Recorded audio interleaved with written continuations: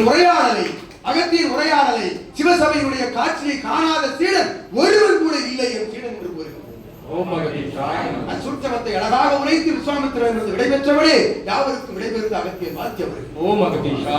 இன்னும் பணிகள் உண்டு, செய்யத்தான் போகிறீர் அவர் உரைக்காமல். இன்னும் தான் பெரும் பணிகள் உண்டு. ஏனெனில் அகத்தியனுக்கு ஓய்வு கொடுத்து விட்டார்கள். அகத்தியனுக்கு ஓய்வு கொடுத்து விட்டார்கள் 11 சித்தர்கள். அதில் தலையாய சித்தன் இவன் என்று கூறுகிறோம். முகப்பு உரையில் அடித்தானே அடி ஒவ்வொன்றும் சம்பட்டி அடி.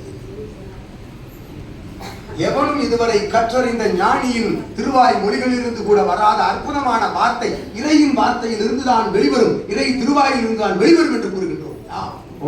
அத்தகைய இறையாய் உரையாடிய விஸ்வாமித்திரனே நிகழ்ச்சியை அற்புதமாக கொண்டு செல்கின்றார் என்று வாழ்த்துகிறோம். எமக்கு உதித்த வார்த்தைகள் எல்லாம் எங்கிருந்து வரப்பட்டது? அங்கிருந்து பெறப்பட்டது. இதுதான் சபை, இதுதான் சபை. என்னை இவன் வாழ்த்துவான், இவனை அவன் வாழ்த்துவான், அவனை இவன் வாழ்த்துவான், மூவரும் சேர்ந்து இவன் திருவடியில் விழுந்து விடுவான். அனைவரும் இவன் திருவடியில் விழுந்து விடுவார்கள். இப்பொழுது உரைத்தீர்களே, குருவே சரணம்.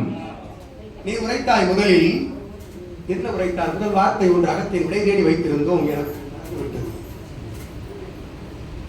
ஒரு வார்த்தை உரைத்தாய். அப்புறமாய் அத்தகைய வினாவிற்கு விடை இருந்தது. நினைவுபடுத்தி கூறுகின்றோம். அகத்தியன் மற்ற வினாவிற்கு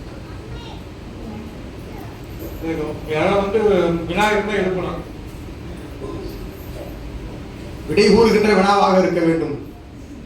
வினாவே தொடர்ந்து சென்று கொண்டிருக்கிறது.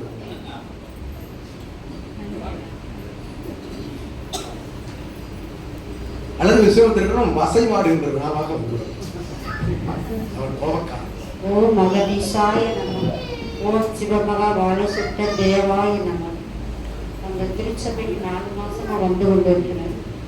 எனக்கு ஒரு மனக்குழப்பம் ரொம்ப இருந்துச்சு. கொஞ்சம் மாற்றம் இருந்தாலும் திரும்பவும் வந்து எந்த சாமியை கும்பிடுறது, எப்படி கும்பிடுறது ஒரு மனக்குழப்பத்துல ரொம்ப இருக்கிறச்ச இந்த திருச்சபை வந்து கண்ணுக்கு நல்ல டெய்லி தோற்றம் இருக்குது.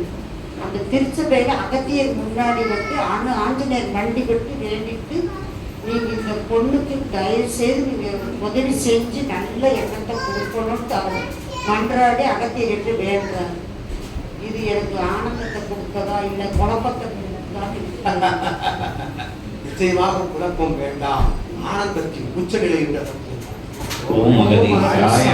ராம நாமத்தை வைத்தே ராமனை எதிர்க்கின்ற ஆற்றல் பெற்ற அற்புதமான ஆஞ்சநேயன் அமர்ந்து வினவுகின்ற நிலை என்பது திருச்சபையில் ஆஞ்சநேயன் ஆதிரை சூட்சம நூலின் காவலனாக வலம் வருகின்றார்.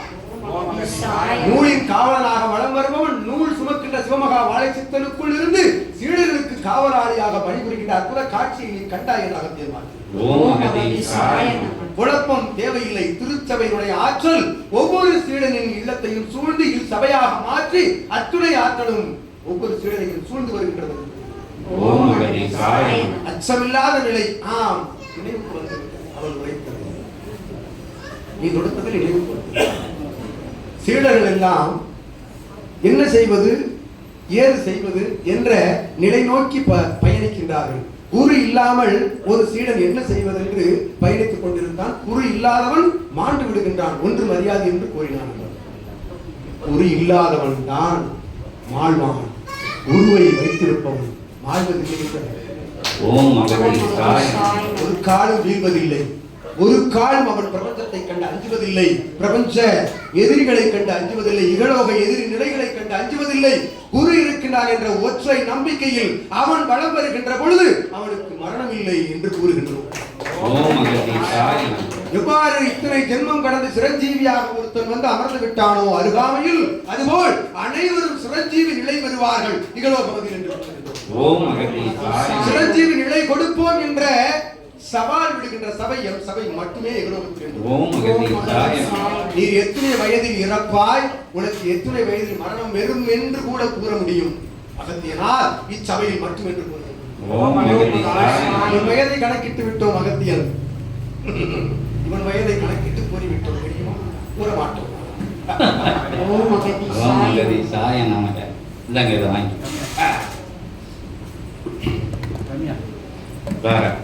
அற்புதமான வாழ்த்துக்கள். இறை சபை உன்னோடு இருக்கின்றது. கலங்காது தயங்காது வளம் வா. திருச்சபையை மனதில் வைத்து, சித்தனை உன்னுடைய நினைவில் வைத்து, அகத்தியனை சிந்தையில் வைத்து, சபையை சிரசில் வைத்து, முழு முதல் நிலையாய் நீ வணங்கி வா. திருச்சபை உன்னை பிரபஞ்சத்தில் உச்சத்தில் கொண்டு வைக்கும் என்று வாழ்த்துக் கொண்டார்.